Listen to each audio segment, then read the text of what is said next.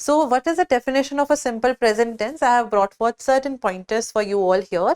Regular actions या habits को define करता है, general facts or truths, और something which is permanent situation. ठीक है? For instance, if I say something which is very much universally true for all of us is that the sun rises in the east. ठीक है?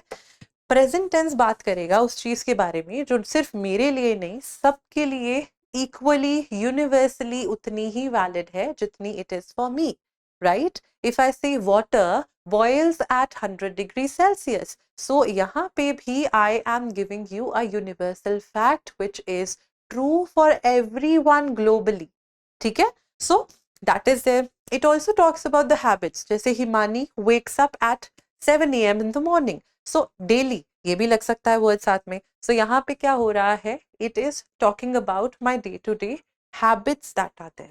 यहाँ पे देखो, the sun rises in the east, she goes to school every day, water boils at 100 degrees Celsius. This is some sort of a truth also that is being, dictated through the simple present tense ka usage. Now, how do we frame the simple present tense?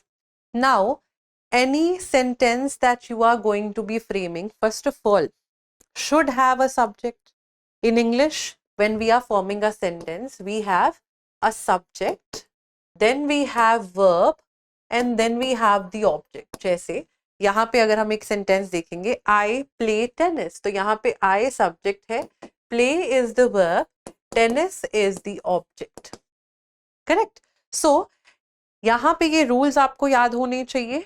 Words like I, you, we, they, even though I and you are exceptions in English grammar, इनके साथ majority of the times वो वाले rules लगते हैं जो हम लोगों के प्लूरल सब्जेक्ट्स के साथ में लगते हैं. ठीक है? अगर हमारा सब्जेक्ट सिंगुलर होगा, जैसे ही, शी, इट, उसके साथ हम वर्ब की फर्स्ट फॉर्म के साथ एस और ई एस लगाते हैं सिंपल प्रेजेंट टेंस में, राइट? सो एस और E S to the verb we add when we have the subject as singular. जैसे फॉर एग्जांपल यहाँ पे आपको दिया हुआ है, शी सिंगुलर है तो वर्ब की फर्स्ट फॉर्म प्ले के साथ एस लग गया, she plays tennis, right? So this is how basically the rule is followed in simple present tense. Now let's move forward. Affirmative sentences. Now when we talk about sentences को structure करने के लिए, there are 3 major types of sentences in any type of tense. Number 1 is affirmative. Affirmative sentences वो sentences होते हैं जिनमें आप कोई नेगेटिव बात नहीं कह रहे, आप सिर्फ एक पॉजिटिव बात कह रहे हो. ठीक है? You don't use the word not, never, none, etcetera. ठीक है? तो वो आपके अफर्मेटिव सेंटेंसेस होते हैं. जैसे फॉर एग्जाम्पल यहाँ पे we walk to school every day, तो यहाँ पे हमारा सब्जेक्ट प्लूरल था, इसलिए हमारी वर्ब की फर्स्ट फॉर्म ही लगी. ठीक है? वर्ब की फर्स्ट फॉर्म लगी no S E S because the subject itself. अच्छा, मैं ना जब टेंसेस बाकी क्लासेस में भी कई बार कवर कराती हूँ तो I just give students this trick. अगर याद नहीं रहता कि एस ई एस कहाँ पे लगाएं, तो आप एक चीज बस याद रख लेना कि जो सिंगुलर इंसान है, जो सिंगुलर वर्ब है हमारी, चाहे वो किसी का नाम हो, कुड बी एनीवन, ये सोच लो कि सिंगुलर पर्सन है तो उसको सपोर्ट की जरूरत है, तो you are going to give him support using the words S और ई एस. प्लूरल है they, we, etcetera, they will not need any sort of support, I और यू के एक्सेप्शन के साथ में. ठीक है? तो ही वॉक्स टू स्कूल, क्योंकि ही सिंगुलर था तो इसलिए मैंने साथ में एस ई एस लगा दिया, क्योंकि सिंगुलर को सपोर्ट की जरूरत. ये आपका पॉजिटिव यानी कि अफर्मेटिव सेंटेंस की एक एग्जाम्पल हो जाती है. Second, we have negative sentences का रूल. नाउ नेगेटिव सेंटेंसेस के रूल में डू नॉट, डज नॉट लगेगा. ठीक है? सिंपल प्रेजेंट में डू नॉट किसके साथ लगेगा?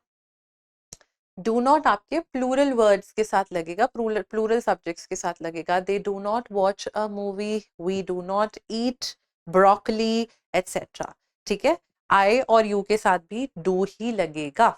ऑन द अदर हैंड, अगर मैं बात करूं एक सब्जेक्ट जो आपका सिंगुलर है, शी, ही, इट, इसके साथ डज लगेगा क्योंकि वो सिंगुलर है, सपोर्ट की जरूरत है. यहाँ पे भी आप डू की जगह डू के साथ ई एस ऐड कर दिया, डज बना दिया उसको. ठीक है?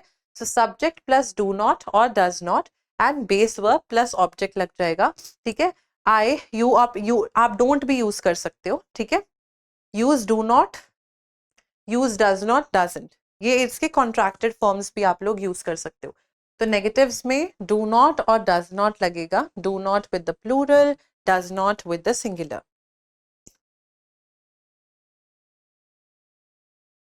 Next up we have interrogative in simple present tense. हम लोगों ने अफर्मेटिव की बात कर ली, SES लगा दिया वर्ब की फर्स्ट फॉर्म के साथ, ठीक है। नेगेटिव की बात कर ली, डू डज लगा दिया नॉट के साथ। अब आते हैं क्वेश्चंस पे। क्वेश्चंस फॉर्म करने के लिए हमें हमारी जो हेल्पिंग वर्ब ये डू डज लगा रहे हैं इसको बाहर लेके जाना पड़ता है।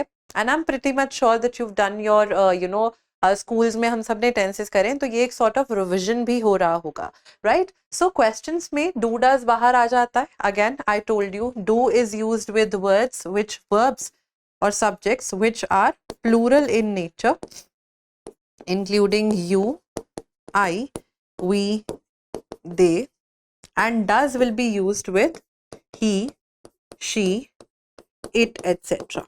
He, she, it, etc. Make sure that by the end of the question you are using a question mark, right? Does she like cake? Do they eat broccoli? Question mark. ठीक है, all of them must have a question mark at the end. Do you drink tea? Question mark. Does the rabbit run fast? अब rabbit singular है, support की जरूरत है, SES वाला does लगा दिया, run fast. हाँ, one thing which you have to make and take a note of is that always and always you will remember this thing. Did, even though मैं did आपको simple past में cover कराऊंगी, लेकिन I am going to give you this thing right away that whenever we are going to be using words like do, does, did, always and always what will you be using? You will always use verb की first form ही। जैसे अगर अभी आप देख रहे हो does the rabbit run fast, अब does भी लग जाए और SES लग जाए, ये दोनों साथ में नहीं चलते, ठीक है। SES आपने ऑलरेडी डज में लगा दिया है, you will not be using that SES again in और with the form of verb, right. So यहाँ पे देखो, does the rabbit run fast, do you drink tea, यहाँ पे भी एस नहीं लगा है, तो do does did always verb की फर्स्ट फॉर्म। अब एग्जाम की तैयारी को और बेहतर करने के लिए हमारे चैनल को लाइक, शेयर और सब्सक्राइब करना ना भूलें।